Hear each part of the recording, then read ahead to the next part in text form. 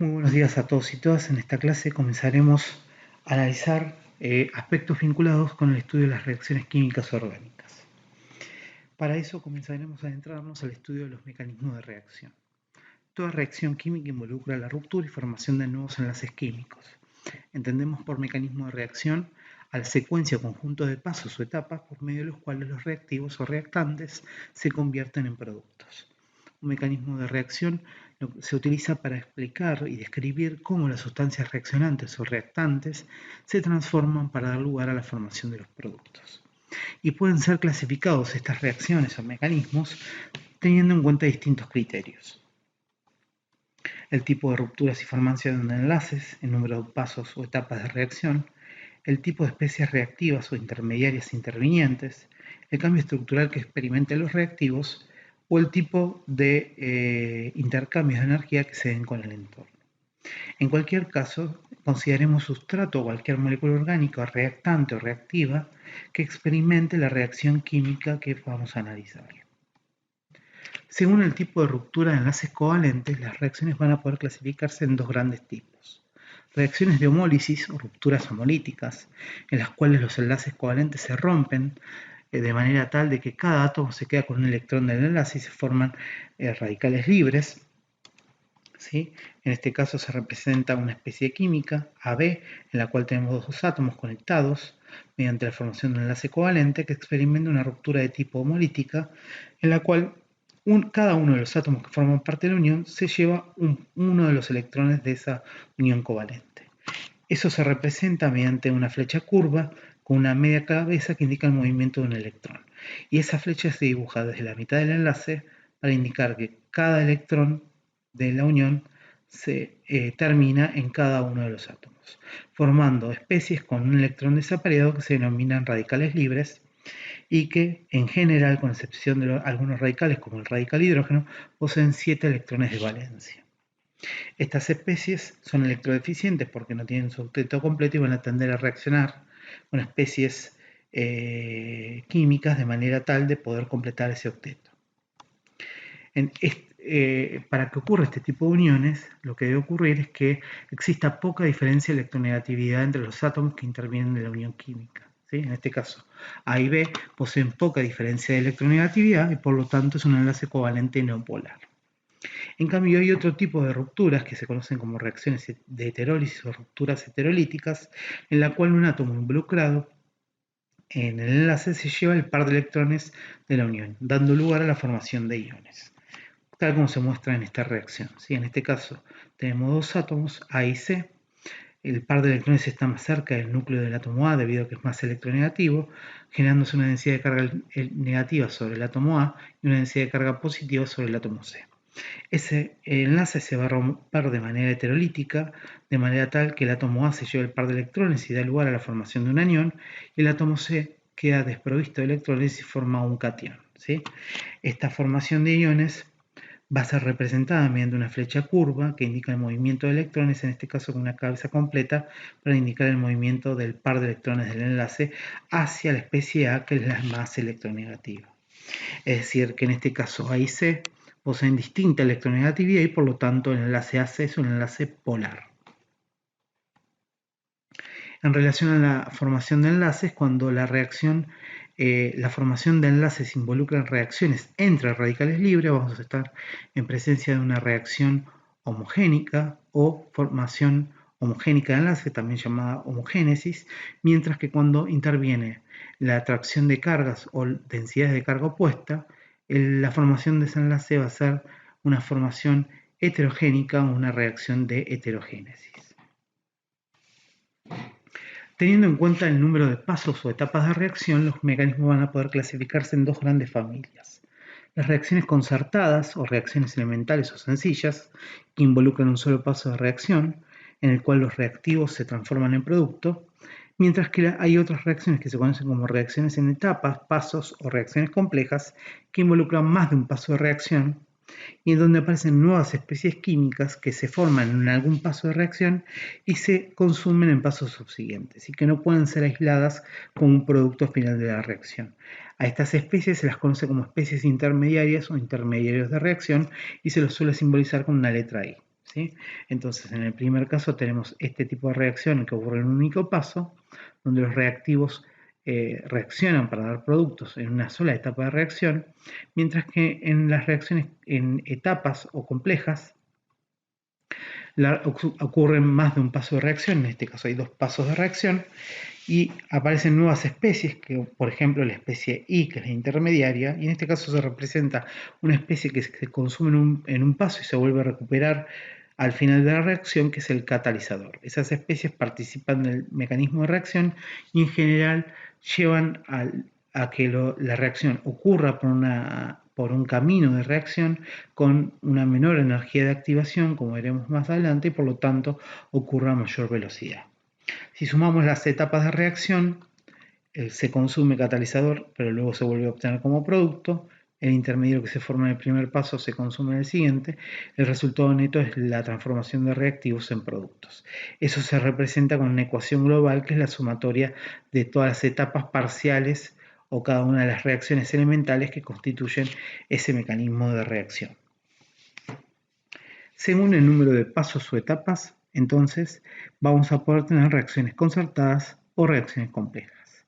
Pero es interesante analizar qué es lo que ocurre a nivel gráfico mediante gráficos de energía versus coordenada o avance de reacción, que son gráficos especiales en los que se muestra cómo evoluciona o cambia la energía, que puede ser expresada como energía potencial o entalpía o energía libre de Gibbs. Ya veremos más adelante qué es lo que representa cada una de ellas, a medida de que la reacción ocurre, ¿sí?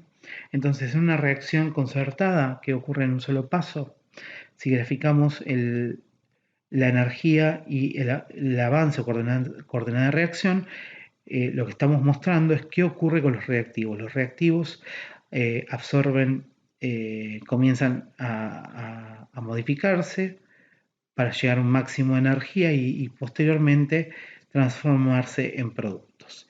En ese pico de máxima energía vamos a tener un momento o un estado en el cual los enlaces de los reactivos comienzan a romperse y se empiezan a formar los nuevos enlaces del producto. Es un estado metaestable en el cual hay enlaces a medio formar o a medio romper, ¿sí? Estamos a mitad de camino entre reactivos y productos. Ese estado es el que se conoce como estado de transición o complejo activado, y es un estado de máxima energía en una coordenada de reacción. En ese camino que estamos graficando y que describe cómo los reactivos se transforman en productos. En este estado es en el que es un estado que tiene una existencia sumamente efímera, muy breve, de pico a femtosegundos, y es el estado en el cual los enlaces covalentes se están formando y rompiendo de manera simultánea. Esto es lo que estamos representando con esta transformación. En un único paso, los reactivos se transforman en P, los productos.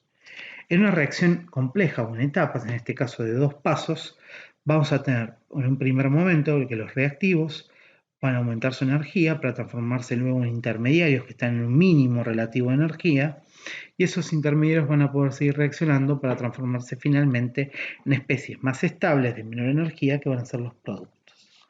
En este caso vamos a tener dos estados de transición: un primer estado de transición para el primer paso o primera etapa de la reacción, que es la formación del intermediario a partir de los reactivos. Reactivos se transforman en intermediarios atravesando un primer estado de transición, y luego ese intermediario continúa su conversión hacia productos pasando por un segundo estado de transición, y el proceso global está representado por la ecuación global nuevamente: reactivos que da productos.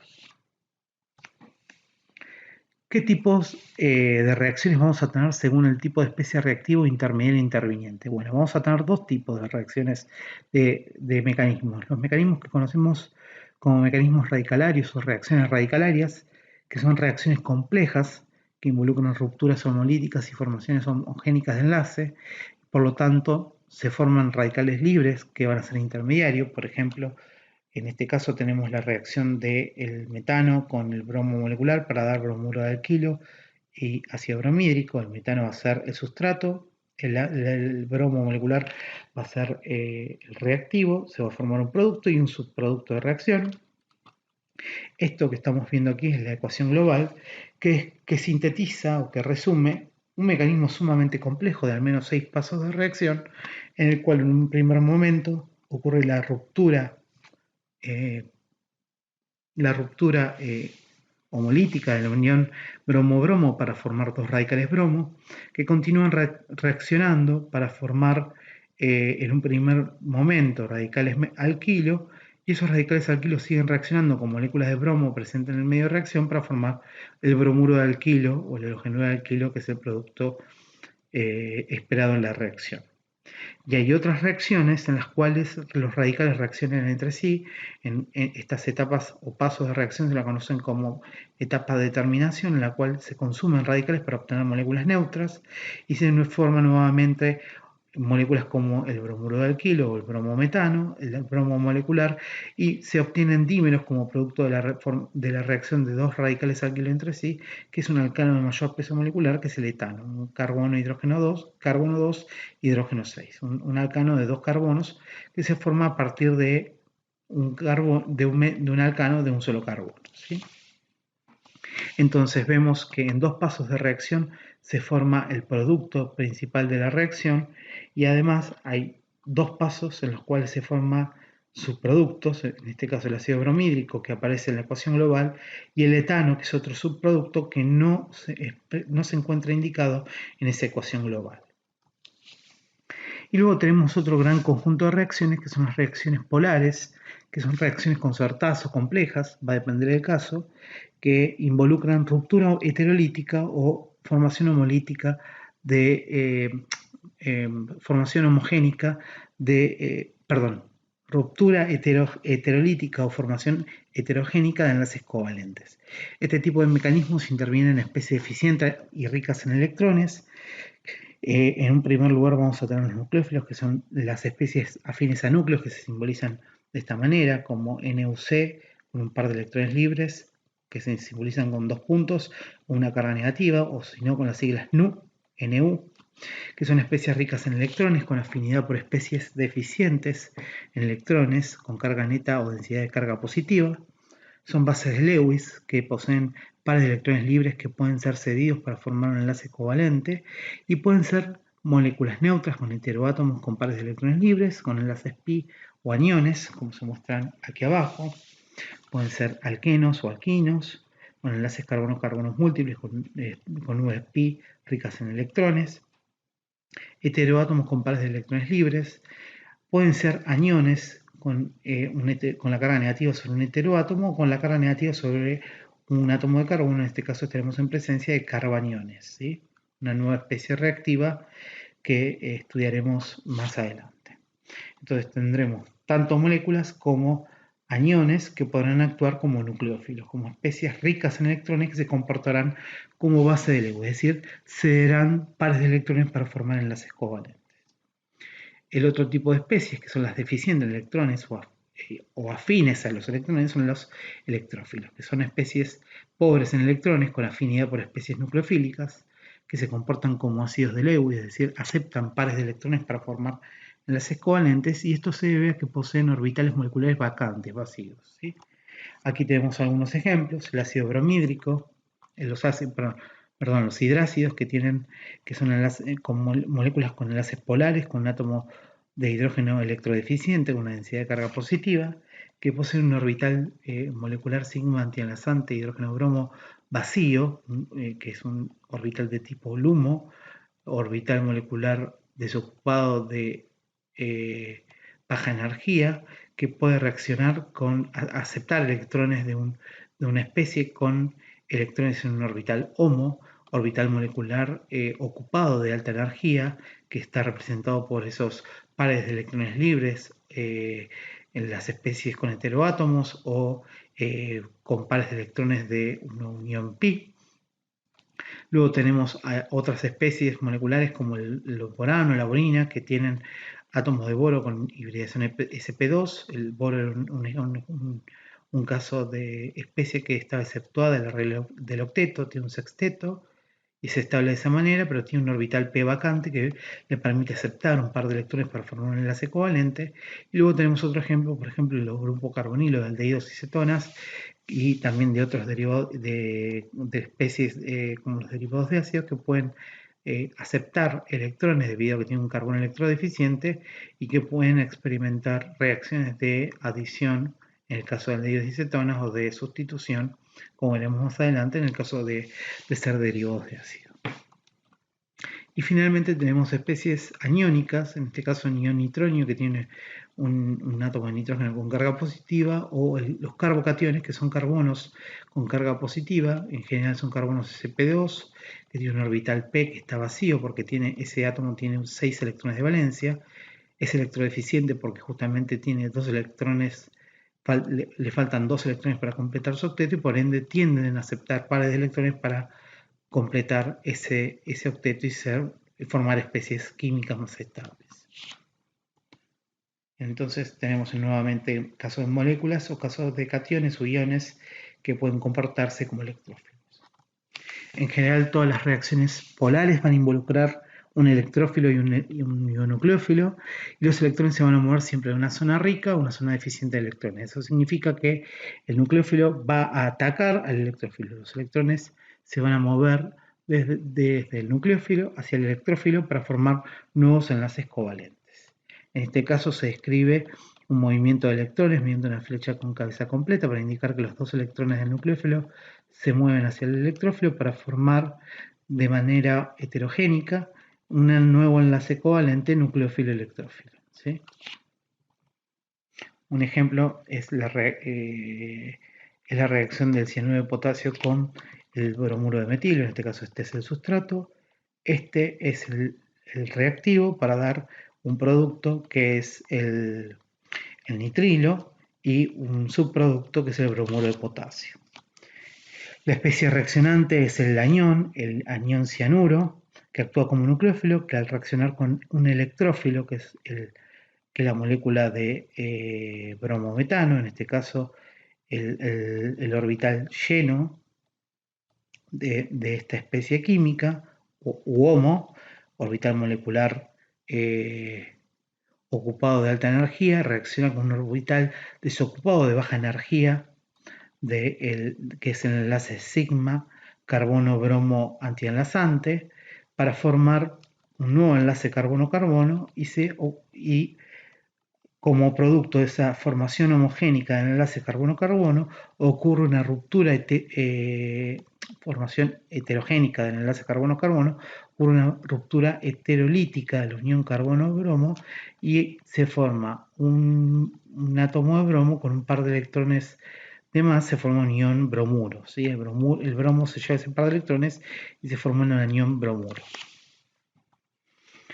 Teniendo en cuenta el tipo de especie reactiva intermediario e interveniente, entonces vamos a poder tener dos tipos de mecanismos polares, teniendo en cuenta, tomando como centro qué es lo que ocurre sobre el sustrato. ¿Sí? Cuando el sustrato reacciona con un electrófilo vamos a hablar de mecanismos electrofílicos, mientras que cuando el sustrato reacciona con un nucleófilo estaremos en presencia de mecanismos nucleofílicos.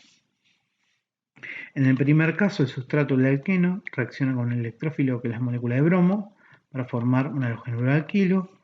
Entonces, en este caso, tenemos un ejemplo de reacción o mecanismo electrofílico.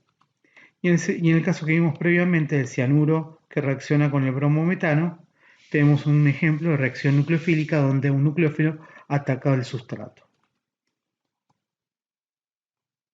Teniendo en cuenta el cambio estructural que experimentan los reactivos, en particular el sustrato, las reacciones van a poder clasificarse en distintos tipos. Vamos a tener reacciones de sustitución, que son reacciones en las cuales el átomo o grupo de átomos del reactivo reemplazan o sustituyen al átomo o grupo de átomos del sustrato. Por ejemplo, aquí se ilustra una ecuación general en la cual un sustrato AB reacciona con un reactivo C para dar un producto de sustitución a C, más un subproducto B donde el átomo o grupo de átomos de C reemplaza o sustituye al átomo o grupo de átomos B que forman parte del sustrato para dar el producto de sustitución. Algunos ejemplos son, por ejemplo, la sustitución radicalaria, la sustitución mediante radicales libres que ocurre cuando se hace reaccionar un alcano como el metano con bromo en presencia de luz para dar el bromuro de alquilo. ¿Sí? Entonces se reemplaza un átomo de hidrógeno con un átomo de bromo. ¿Sí?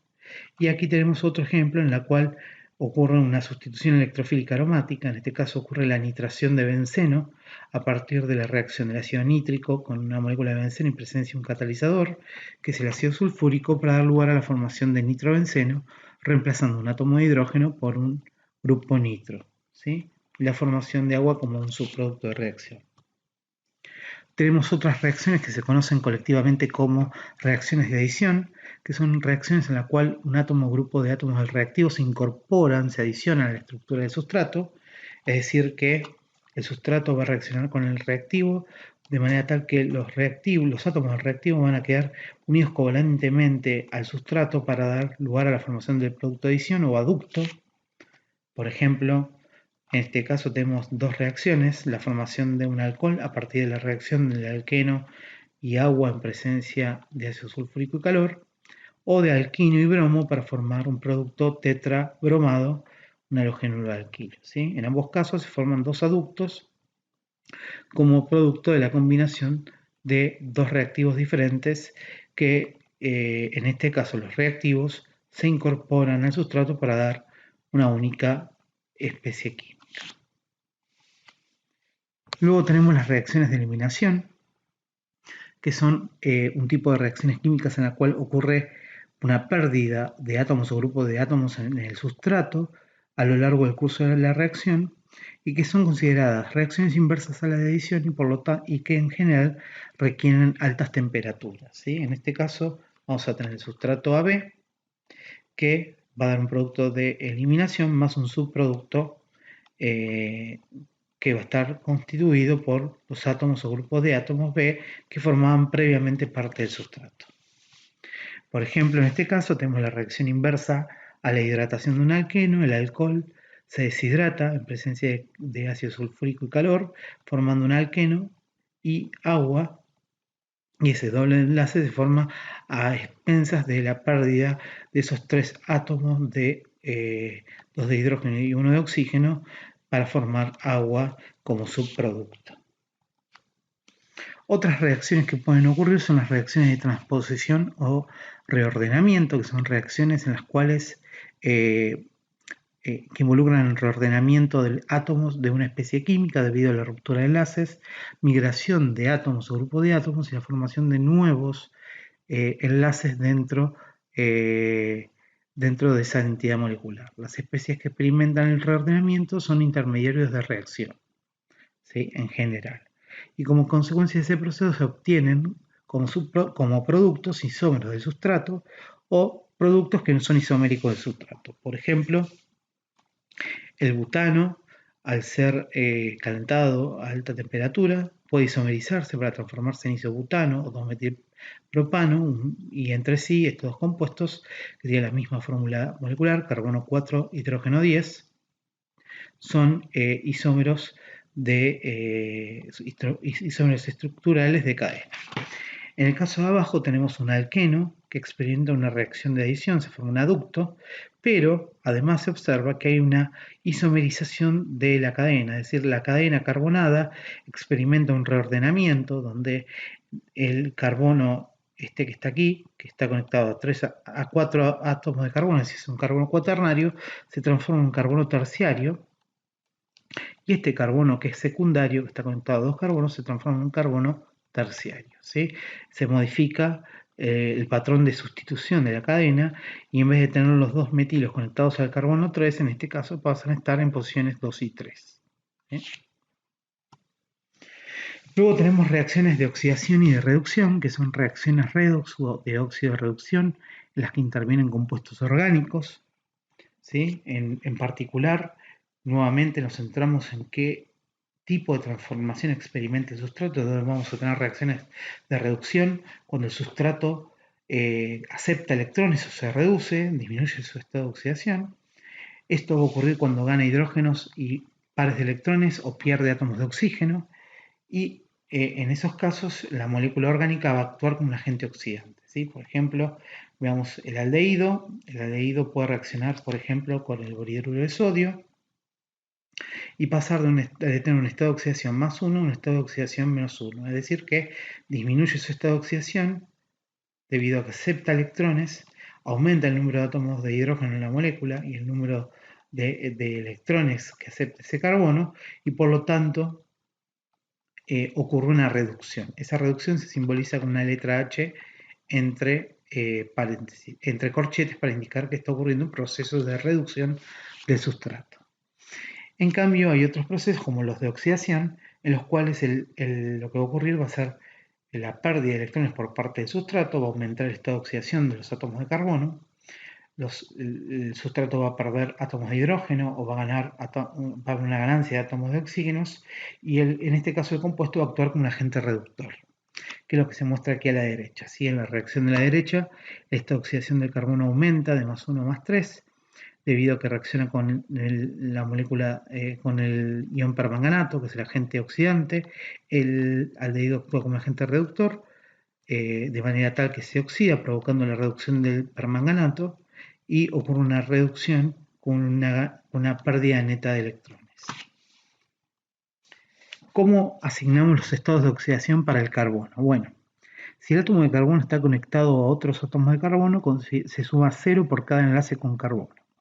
Si está conectado a átomos más electronegativos, como oxígeno, nitrógeno o halógenos, vamos a sumar más 1 por cada enlace simple, sumamos 2 por cada enlace doble, sumamos 3 al estado de oxidación de carbono por cada enlace triple con ese tipo de elementos.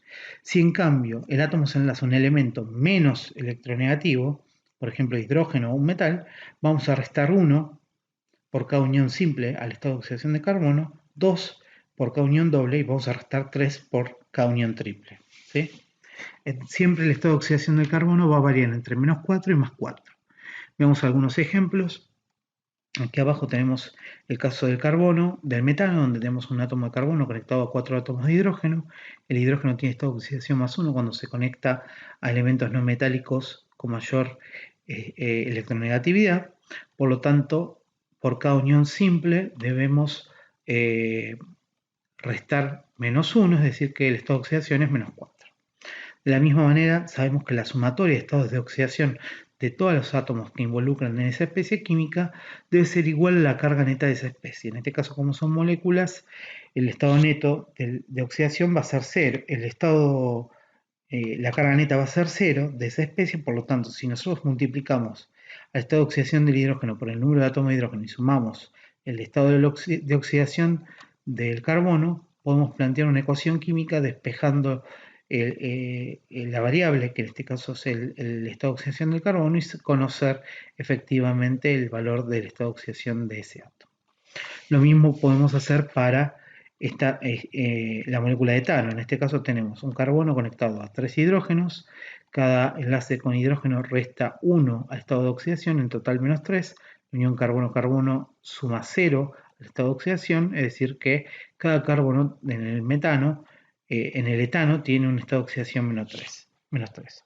También sabemos que si sumamos todos los estados de oxidación, la molécula debe tener una carga neta 0.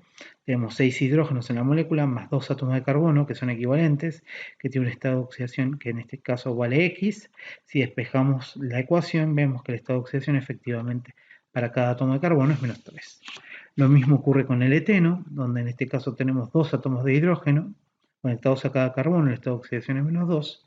Y en este caso tenemos una molécula en la cual, que es la metanamida o formamida, en la cual el carbono está unido a un oxígeno por doble enlace, suma más 2, a un nitrógeno por simple enlace suma más 1, es decir, más 3, y resta menos 1 por la unión del hidrógeno, es decir, que el estado de oxidación es más 2. Si quisiéramos conocer el estado de oxidación sumando todos los estados de oxidación de la molécula, tendríamos que sumar 2 por más 1, que es el estado de oxidación de los hidrógenos del grupo amino, más menos 3, que es el estado de oxidación del nitrógeno, más 1, que es el estado de oxidación de este hidrógeno, menos 2, que es el estado de oxidación del oxígeno, más X, que es el estado de oxidación del carbono, y efectivamente nos da que el estado de oxidación es más 2 para el carbono.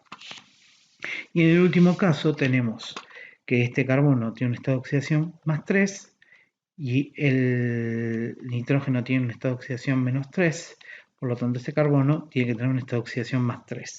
Si planteamos una ecuación química, perdón, una ecuación matemática. Sabemos que cada hidrógeno aporta +1 al estado de oxidación. Si este carbono valiera X, su estado de oxidación valiera X, y este carbono aporta un estado de oxidación Y, tendríamos que sumar -3 del nitrógeno para que la sumatoria dé 0. Nos daría que X más Y, la sumatoria de los estados de oxidación debe ser 0, por ende, como este carbono es equivalente al carbono a cada uno de los carbonos del grupo metilo, pues justamente esto es un grupo metilo, este carbono aporta un estado de oxidación -3, por lo tanto el estado de oxidación del carbono del grupo ciano, del grupo nitrilo, es efectivamente +3. Entonces, ¿cómo identificamos que una reacción redox orgánica? Bueno, para que ocurra una reacción de reducción y de oxidación, debe cambiar los estados netos o globales de oxidación de los átomos de carbono que intervienen, las especies que intervienen en esos procesos o transformaciones químicas. Entonces, veamos el primer ejemplo. Tenemos un alqueno, el eteno, donde cada carbono tiene un estado de oxidación -2, como vimos anteriormente. El estado neto es -4. Tenemos átomos de oxígeno que tienen estado de oxidación -2, átomos de hidrógeno con estado de oxidación +1, la molécula de agua. Cuando se adicionan a la molécula, el oxígeno sigue teniendo estado de oxidación -2 y los carbonos pasan a tener estado de oxidación +3 y -1. Cambian los estados de oxidación de cada uno de los carbonos, pero el estado de oxidación neto para el carbono sigue siendo -4, por lo tanto no hay una reducción ni oxidación neta, es decir, que no ocurre una reacción redox en este caso, solamente una reacción de adición. En el siguiente caso, nuevamente se experimenta una reacción de adición, la molécula de bromo se adiciona al doble enlace para formar un producto dibromado, pero en este caso los estados de oxidación del carbono son de -2 en los sustratos, el estado de oxidación del bromo es 0 y pasan, por lo tanto el estado de oxidación neto del carbono es -4, pero luego de la transformación química los estados de oxidación del bromo pasan a ser -1, es decir que hay una reducción del bromo y los carbonos pasan a tener estados de oxidación -1. El bromo resta 1, los hidrógenos suman 1, restan 1 cada uno de los hidrógenos, -2, suma 1 el bromo, el estado de oxidación neto es -1 porque el carbono aporta 0 al estado de oxidación de este carbono y este carbono es equivalente al anterior. Por lo tanto, el estado neto de oxidación de ese carbono es -2. Lo que ocurre es un aumento del estado de oxidación, se pierden electrones, se pierden cargas negativas y por ende lo que ocurre es que el sustrato ha experimentado una reacción de oxidación. Y por último, podemos clasificar a las reacciones teniendo en cuenta los intercambios de energía con el entorno como reacciones endotérmicas o reacciones que absorben calor del entorno y reacciones exotérmicas que son aquellas que liberan el calor del entorno. Existe una función de estado que es una variable termodinámica que se conoce como entalpía, que se simboliza con la letra H, que en el caso de ser expresada como un cambio de entalpía, permite conocer la cantidad de calor que un sistema, en este caso un sistema químico, una transformación química, libera o absorbe al entorno. Si nosotros consideramos a nuestra reacción química como sistema, todo lo que lo rodea va a ser su entorno y por lo tanto, si la reacción libera energía al exterior, a su entorno, estaremos en presencia de una reacción exotérmica, mientras que si absorbe calor del entorno, estaremos en presencia de una reacción endotérmica. Es decir, que si la reacción ocurre de manera tal que los reactivos absorben energía, la variación de entalpía, si nosotros graficamos entalpía en función de la coordenada entalpía en función de la coordenada de reacción, si los productos tienen mayor entalpía que los reactivos, la variación de entalpía sea mayor a 0, será positiva y por lo tanto el proceso será endotérmico. El sistema estará absorbiendo energía en forma de calor. En cambio, si los reactivos pierden entalpía, liberan entalpía, están liberando entalpía al entorno, el delta H es menor a 0, por lo tanto la reacción será un proceso exotérmico. ¿Sí?